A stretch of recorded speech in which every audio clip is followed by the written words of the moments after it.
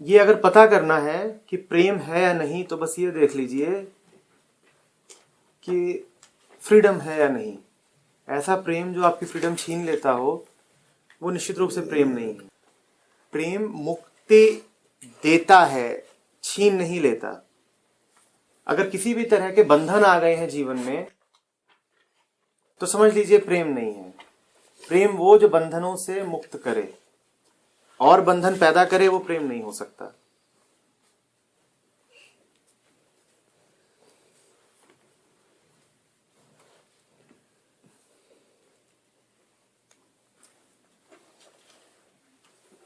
You love and yet you remain unattached, इसका अर्थ समझना होगा।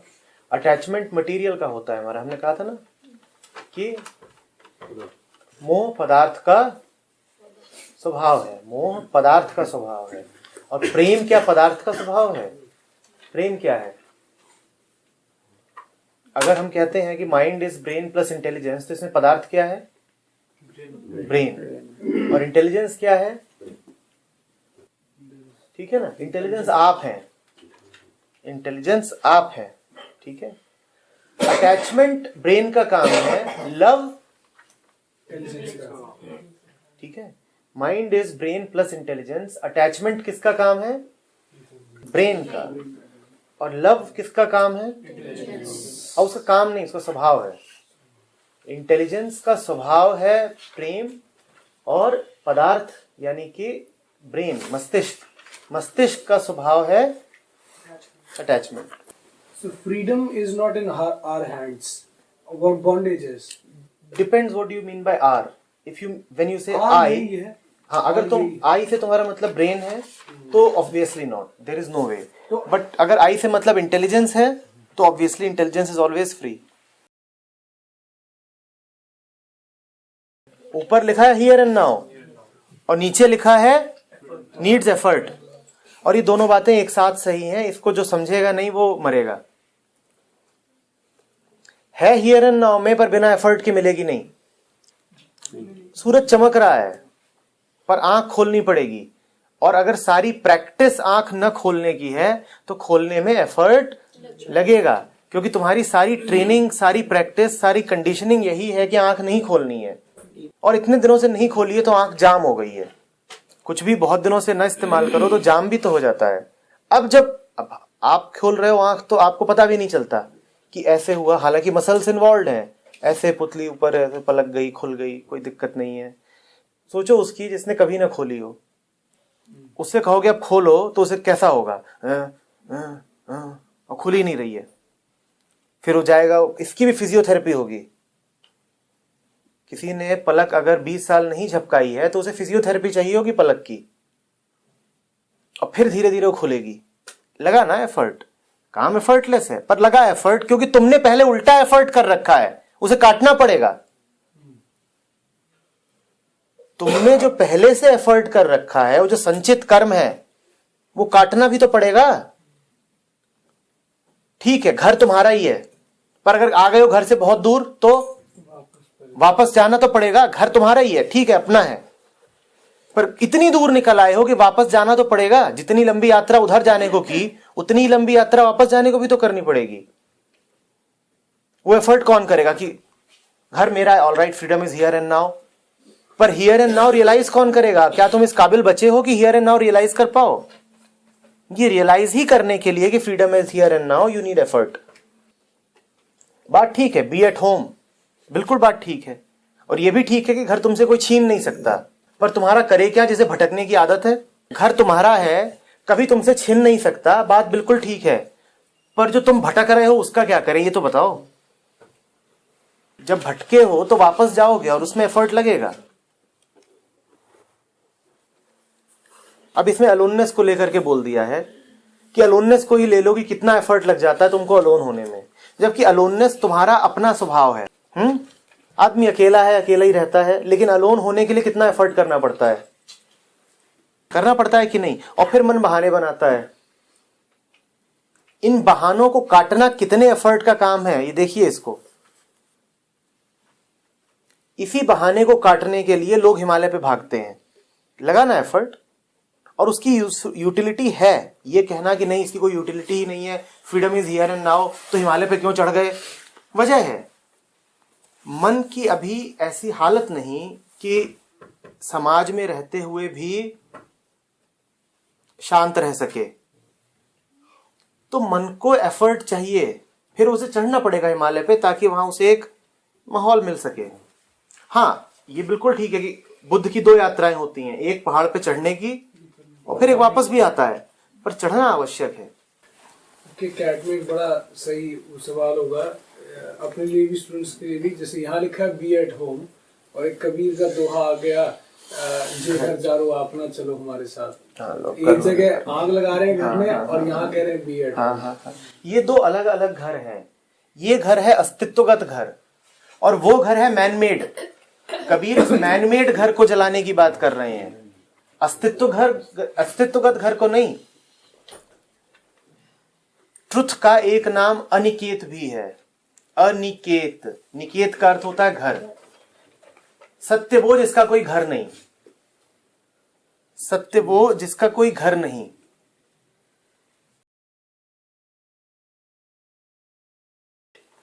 Freedom is not free, freedom is for the free. सबके लिए नहीं है फ्रीडम।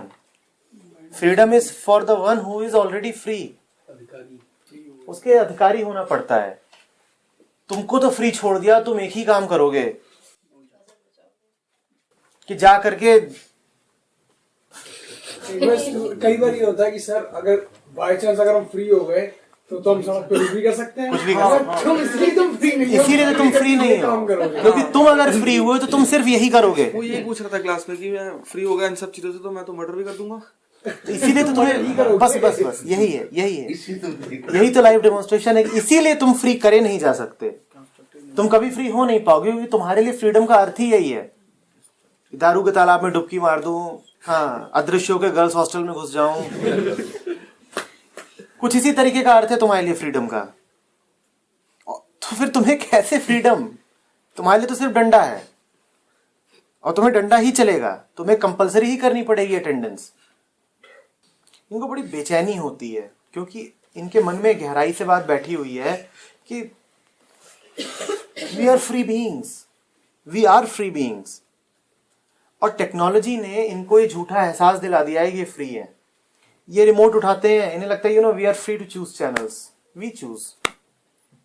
ये जाते हैं फेसबुक पे, we choose where to push the like button, we choose.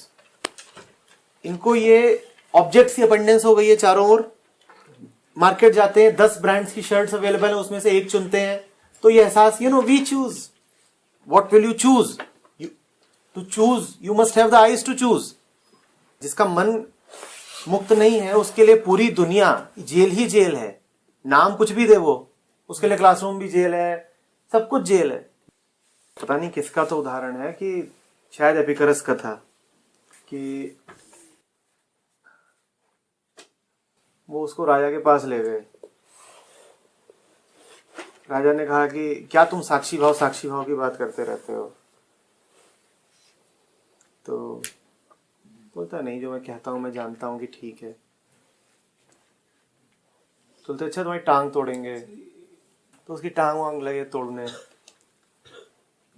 तो बोलता है कि मत करो नहीं तो टांग टूट जाएगी। तो राजा बोलता है अभी भी बोल दे कि मत करो कि मेरी टांग टूट जाएगी तो मैं छोड़ दूंगा। बोलता है नहीं, मत करो नहीं तो टांग टूट जाएगी। तो वो और करने लगे, तो हाय हाय करने लगा। बोलता राजा बोलता है अभी भी बोल दे दर्द हो रहा है। बोलता है मत करो, बहुत जोर का दर्द हो रहा है टांग को। बोलता तोड़ ही देंगे। तोड़ दी। तो कुछ देर तक तो हाय हाय करता रहा, फिर हंसने लग गया। तो राजा पूछता हंस क्यों रहे हो? बोलता है तुमने गलती से किसी की टांग तोड़ दी है, मेरे को तो कुछ हुआ नहीं। बोलता है सजा मुझे देना चाहते थे, टांग एपिकरस की तोड़ दी। समझ रहे हो बात को? कि सजा तुम मुझे देना चाहते थे, मुझे तो कुछ हुआ नहीं, टांग तुमने बेचारे एपिकरस की तोड़ दी। अब वो देखो बेचारा रो रहा है और परेशान हो रहा है, वो हंस रहा है, रो भी रहा है कि दर्द हो रहा है और हंस भी रहा है। सजा मुझे देनी थी, टांग उसकी तोड़ दी। It's also written that freedom is only for the no. The question Freedom is only for the free, but then those who don't have freedom are miserable. Freedom is only for the free, but those who don't have They it, are miserable, but for right away they require some. no, right away they won't get it. Right away they won't get So it. that's the question. It has been asked. Then there should be somebody from the outside that restricts us. Yes. Right away that it's not even a question of should. Right away that is inevitable. It's a law that will happen. तुम should मत बोलो कि ये मेरी कोई Dzire है कि ऐसा हो. ये होगा ही.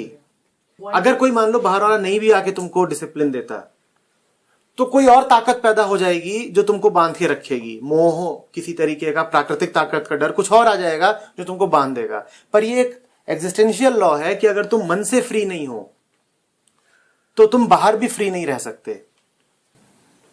One way it has been said, discipline is very important. Discipline is very important till that age. Don't forget it. Till that age, when your mind is not fully prepared, the brain is not ripe, till that age, discipline is required. Yes, of course. The kid needs to be given an external semblance of orderliness. Kid को के जीवन में orderliness आएगी बाहर से, बेशक आएगी. आप किड नहीं हो.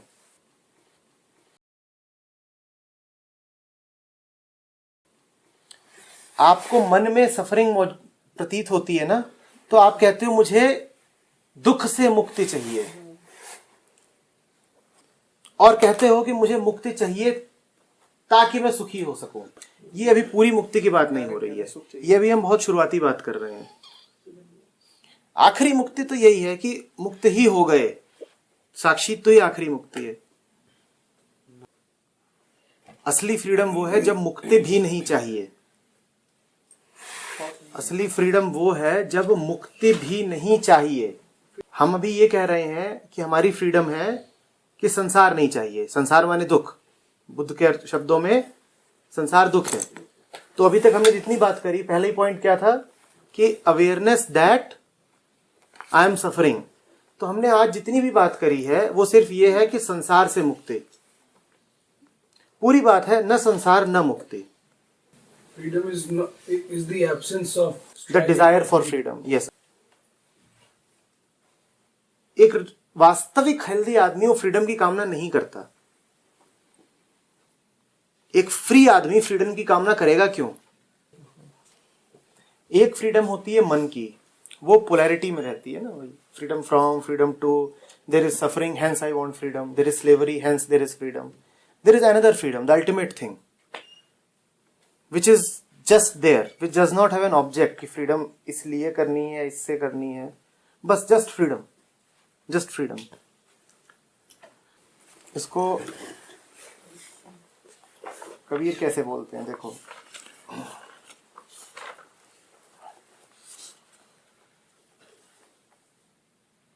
प्रेम पिछोरी तान के सुख मंदिर में सोए, धर कबीर को पाए के कहां मुक्ति को रोए. प्रेम पिछोरी तान ली है और सुख मंदिर में सो रहे हैं. जब कबीर को ये सब मिल गया है तो अब मुक्ति के लिए क्यों रोए कबीर? मुक्ति चाहिए किसको? मुक्ति चाहिए ही क्यों? यही वो जिस तरीके से ओशो बोलते हैं, न संसार न मुक्ति. मुक्ति चाहिए ही किसको? प्रेम पिछोरी तान के सुख मंदिर में सोया. मस्त होके पड़े हुए हैं भाई. जो है सो है, वही सचनेस. जो है सो है. काहे की मुक्ति? किससे मुक्ति? पर वो बहुत बहुत आगे की बात है. अभी नहीं. अभी तो चाहिए मुक्ति. अभी तो मुक्ति चाहिए.